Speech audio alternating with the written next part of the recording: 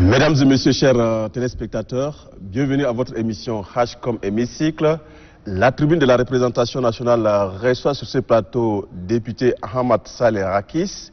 Il est 6e vice-président de l'Assemblée nationale. Il sera question au cours de cette émission du rôle et de la mission d'un vice-président de l'Assemblée nationale.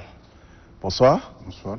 Oui, vous êtes 6e vice-président à l'Assemblée nationale. Alors, avant d'entrer dans le vif du sujet, est-ce que vous pouvez un peu nous parler succinctement de votre parcours politique? Comment vous avez eu à embrasser la politique? Je n'ai pas un parcours assez étoffé dans la politique dès lors que j'ai rejoint la politique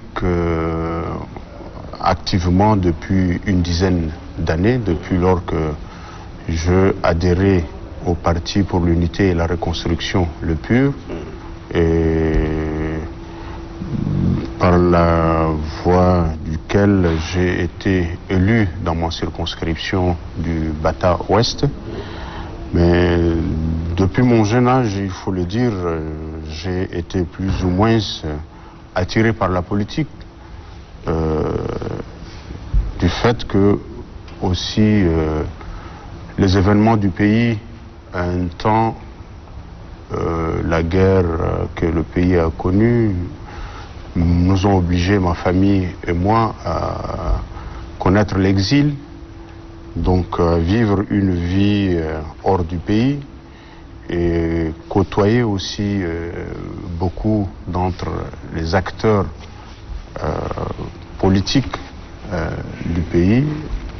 Donc, au gré des événements, j'ai appris à m'intéresser à la politique.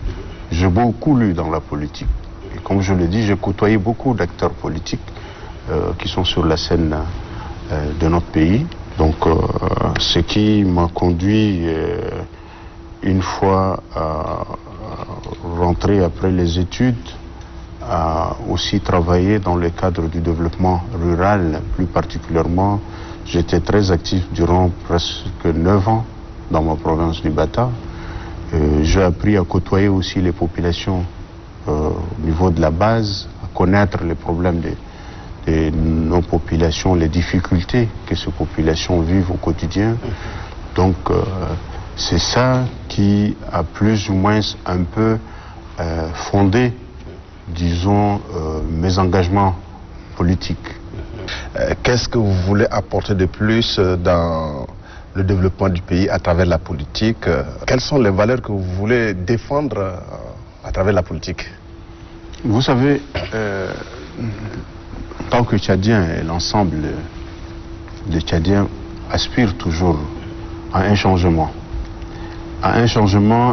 positif, un changement qui devrait s'opérer en lieu et place des différentes guerres que nous avons connues, l'instabilité chronique depuis notre indépendance jusqu'à nos jours, a fait que vraiment nous aspirons quand même vraiment à un changement, à un renouveau dans notre pays, prétendre aussi autant que faire se peut, le dire, à vivre ou à devenir comme les autres nations qui se sont développées.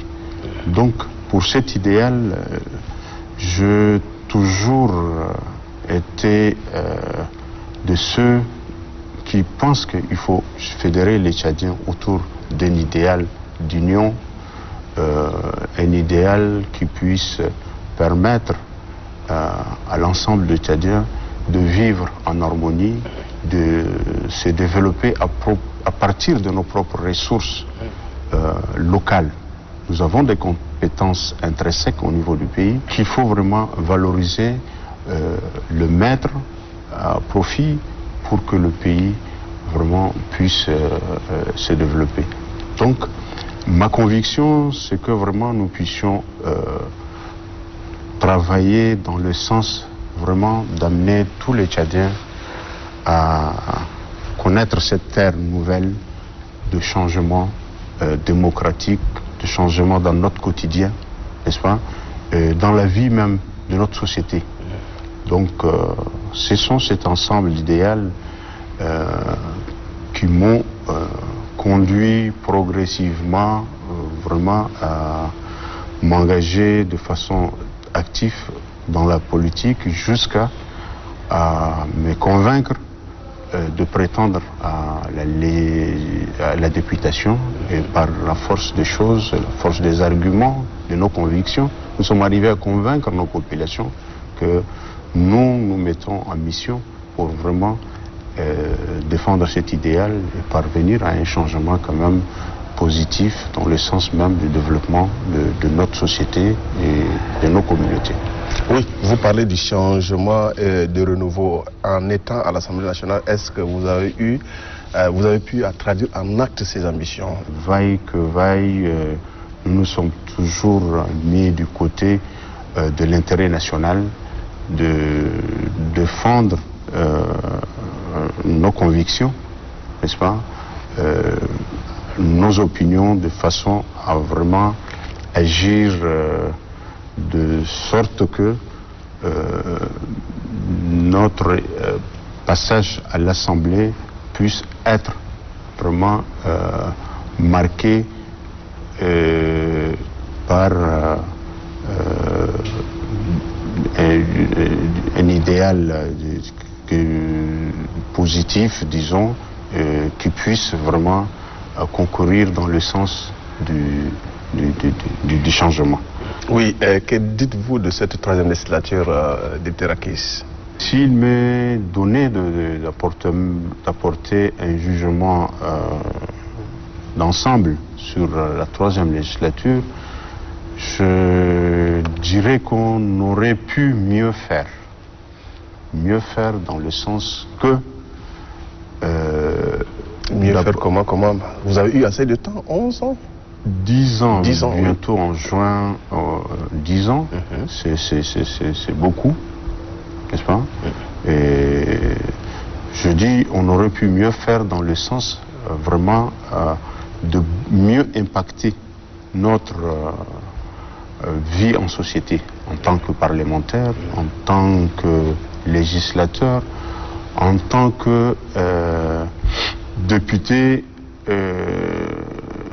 ayant quand même un ensemble de leviers qui puissent permettre d'agir dans le sens de plus contraindre, amener l'exécutif à mieux faire. Donc nous avons quand même ces attributs, ces possibilités d'interpeller chaque fois que nécessaire le gouvernement, de procéder par des questions écrites, des questions orales, des commissions d'enquête parlementaire, des auditions de toutes sortes au niveau des commissions techniques et autres. Donc, c'est dire que ce sont un ensemble d'outils qui permettent quand même aux députés, aux parlementaires que nous sommes,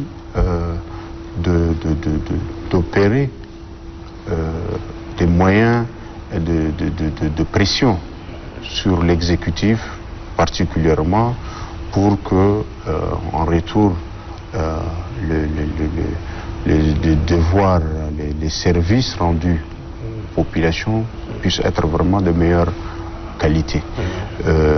C'est vrai qu'au cours de la troisième législature, nous n'avons pas fait beaucoup. Nous ne sommes pas allés au bout de certaines questions importantes. Quelquefois, il fallait s'attaquer à certains secteurs aussi clés, mais qui sont négativement ou très mal gérés et qui ne bénéficient pas trop au pays. Et là, nous, en tant que députés de l'opposition, nous avons souvent tenté de demander l'envoi des commissions d'enquête parlementaire pour aller enquêter ou investiguer dans des secteurs quand même assez clés pour l'économie de notre pays. Mais vous savez, la majorité parlementaire, elle a quand même son poids. Et ça a été toujours un objet de blocage, entre guillemets, pour que nous arrivions quand même à vraiment enquêter là où il faut enquêter et rendre compte par après, afin que l'exécutif puisse redresser ce qu'il faut redresser et attendre. Des secteurs comme le secteur cotonnier, et il a connu autant de difficultés, n'est-ce pas? Prenez comme le secteur de l'énergie, l'électricité, la SNE et tout ça là. La santé. La santé. Il y a des secteurs quand même assez importants pour notre vie et pour lesquels il n'y a pas de raison que nous n'allions pas quand même nous informer, menions des enquêtes parlementaires pour en retour quand même ressortir avec des solutions qu'il faut soumettre au gouvernement et qu'il faut suivre par après. Parce que quand ces secteurs se redressent, c'est pour l'intérêt général, pour tout l'ensemble des Tchadiens. Il ne faut pas avoir peur de le dire, hein, parce que quelquefois, il faut aller au bout des choses. Il faut quelquefois bousculer. Parce que vous avez une majorité docile, entre guillemets, je m'excuse auprès de mes collègues, à l'Assemblée, et qui a quand même le contrôle de tout. Toute initiative que vous preniez, bonne soit-elle, elle est tout de suite bloquée. D'autant plus qu'elle va, peut-être qu'elle peut déranger un peu le gouvernement, elle peut déranger un peu la politique du système, ainsi de suite. Donc, ça, c'est des choses qui n'ont pas permis vraiment à beaucoup de députés, même dans la majorité, d'avoir vraiment l'indépendance d'esprit et d'initiative. N'est-ce pas? Donc, c'est pour ça que je dirais vraiment que le Parlement ou les députés que nous sommes auraient pu vraiment mieux faire pour donner une meilleure contribution à l'édification même de notre société tchadienne. Et votre souhait pour la 4e législature maintenant? Cette prochaine législature, il faut que ce soit vraiment une législature composée quand même des hommes nouveaux, des hommes qui ont des convictions, n'est-ce pas, qui viennent avec un idéal de société quand même à défendre, qui doivent mieux impacter vraiment leur passage à l'Assemblée pour l'intérêt surtout de notre nation. Oui, vous êtes 6e vice-président de l'Assemblée nationale. Alors, dites-nous quelles sont les attributions et les missions dévolues à un vice-président à l'Assemblée nationale? À l'Assemblée nationale, le seul ordonnateur, disons, c'est seul le président de l'Assemblée. Donc, les vice-présidents reçoivent, disons, délégation du président de l'Assemblée de quelques pouvoirs et en fonction de situation. Donc, les vice-présidents en tant que tels n'ont pas des attributions précises, n'est-ce pas, des responsabilités au sein de l'Assemblée en ce moment. Mais il a aussi la responsabilité de diriger, d'être au perchoir pour diriger certains débats? Effectivement, en absence de président de l'Assemblée, donc si le premier vice-président est là, il en dirige, et au cas où il n'est pas disponible, c'est ainsi de suite. Mais quelquefois on a vu le 5e vice-président diriger les débats où le 3e, le 4e et même le premier vice-président sont... Dans la logique des choses, quand un vice-président dirige, celui qui vient avant, normalement, ne devrait pas être dans la salle. Malheureusement. Oui, mais si cela est arrivé, je crois que c'est juste par pure dérogation peut-être. Mais sinon, dans la norme, c'est que dans l'ordre de préséance, si le président de l'Assemblée, lui, est là au niveau du perchoir, dirige le débat. Et dès lors qu'il voudra intervenir, la règle voudrait qu'il vienne s'asseoir au niveau de la salle et que le vice-président qui est là pourrait monter pour diriger le débat. Ça, c'est possible. Mais s'il y a une indisponibilité quelconque, normalement, c'est graduellement... au cours de cette législature, est-ce que c'est arrivé où le président est descendu de son perchoir pour laisser le perchoir au premier vice? C'est arrivé quelquefois. Oui, mais nous avons remarqué aussi que dans la législature, la deuxième législature, les députés étaient beaucoup plus percutants et étaient beaucoup plus respectueux, disons, du règlement intérieur. Alors, dès lors que le président au perchoir, et quelquefois il se permet même d'intervenir dans le sujet en débat, ils ne le permettent pas. Ils le rappellent à l'ordre. C'est pour dire que, en résumé, le président de l'Assemblée est après tout un député, comme tout autre. Et il peut descendre. Il peut descendre, n'est-ce pas, et intervenir comme tout autre député et remonter au perchoir quand il est question de diriger le débat. Oui, mais sur quelle base avez-vous été désigné, nommé ou ça, je ne sais pas, élu vice-président?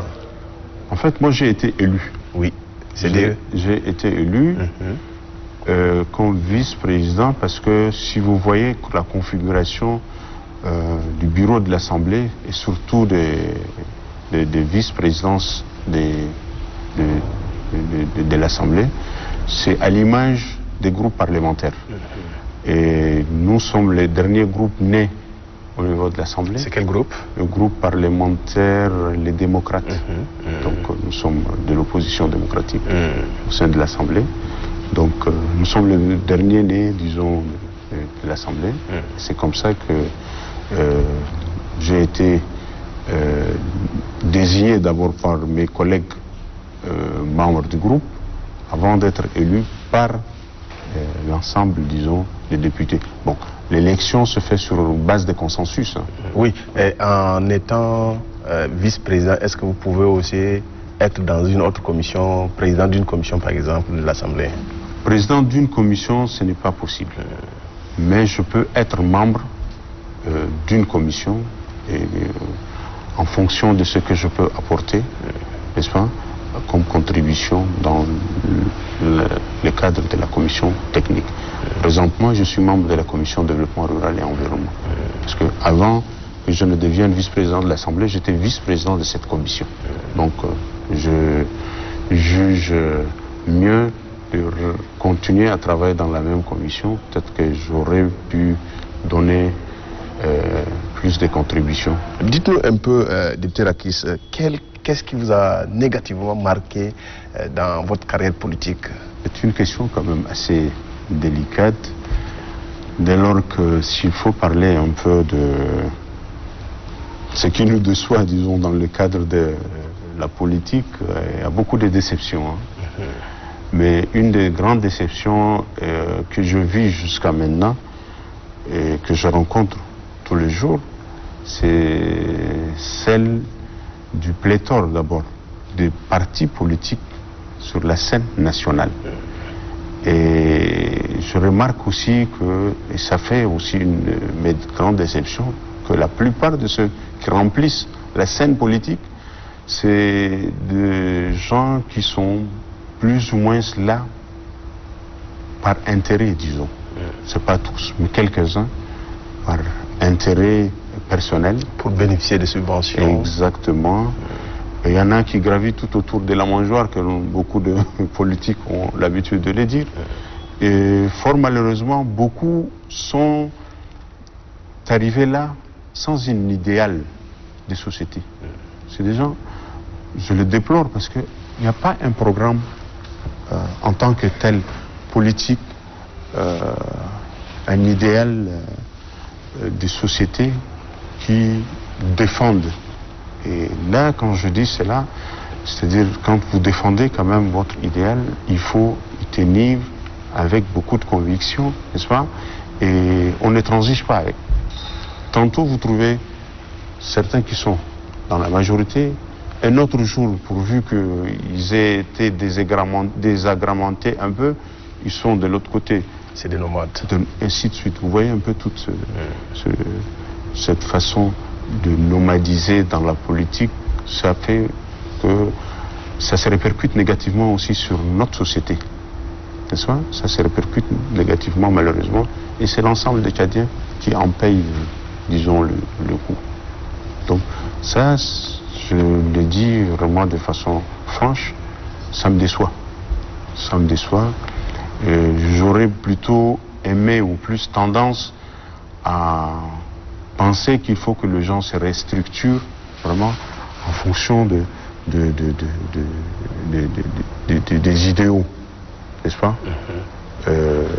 Pourquoi pas dans les autres pays, les autres nations qui sont avancées, vous trouvez très peu de partis, sinon des grands regroupements, mais tous ces regroupements agissent en fonction quand même d'un idéal, des sociétés, et pour lesquelles vraiment ils consacrent toute leur vie.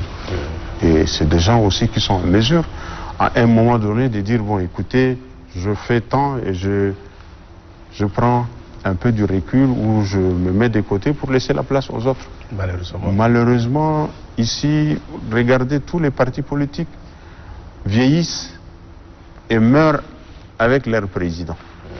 Donc, même l'alternance que nous avons tant souhaité, tant voulu, au niveau de nos partis politiques, elle ne se voit pas, très peu sinon. Sinon que, par malheur peut-être, le président du parti meurt, en décède, et juste après, c'est la guéguerre. Souvent, c'est les enfants qui héritent du parti, et quelquefois, les militants ou les compagnons qui ont contribué à créer même le parti seront obligés de vider le lieu et d'aller ailleurs. Oui, peut-être une dernière question. D'ici peu de temps, nous allons assister à la mise sur pied d'une assemblée transitoire, le Conseil national de transition. Alors, quel caractère de Conseil national de transition que vous souhaiterez bien que ce soit réellement mis sur pied? Vous savez, le Conseil national de transition, moi, selon mes convictions, il ne sert à rien de se hâter maintenant pour le mettre en place. Parce que la charte a prévu 3 organes. Le Conseil militaire de transition, le gouvernement et le Conseil national de transition. Le gouvernement étant déjà mis en place, le gouvernement de transition, le CMT étant là, alors moi, en mon fort intérieur, je me dis que pour mettre en place un Conseil national de transition, il faut passer par là l'étape d'un dialogue national inclusif qui puisse quand même réunir autour d'une table l'ensemble des Tchadiens, de tous bords, de l'intérieur comme de l'extérieur. Et à l'issue quand même de cette retrouvaille, qu'on puisse vraiment ressortir avec une nouvelle feuille de route pour les temps qui nous restent dans la transition, n'est-ce pas? Et à l'issue de cela qu'il faut normalement aussi s'entendre sur les critères... On a que 18 mois? Oui, sur les critères de désignation. On peut le faire en 2-3 mois, mais pourvu qu'on puisse quand même vraiment s'entendre sur les critères de désignation même de ces membres du Conseil national. Il ne faut pas qu'il y ait des Tchadiens lésés. Il ne faut pas qu'il y ait des Tchadiens mis de côté. Donc, vous avez une jeunesse assez forte, assez présente, assez dynamique. Vous avez des associations quand même assez présentes sur la scène politique. Donc, vous avez des partis politiques assez aussi présents, n'est-ce pas? Donc, vous avez pratiquement tous les acteurs, mais nous avons aussi nos compatriotes, les mécontents, qui ne sont pas aussi avec nous à l'intérieur de 1 284 000 km². Donc ceux-là aussi, il faudrait leur tendre la perche. Mesdames et messieurs, chers téléspectateurs, ainsi prend fin votre rendez-vous de ce soir. Nous venons de recevoir sur ce plateau député Ahmad Saleh Rakis. il est 6e vice-président de l'Assemblée nationale. Il était question au cours de cette émission du rôle et de la mission d'un vice-président. Merci, honorable député. Je vous remercie une fois de plus. Merci. Et à la prochaine. Merci, merci. Merci beaucoup.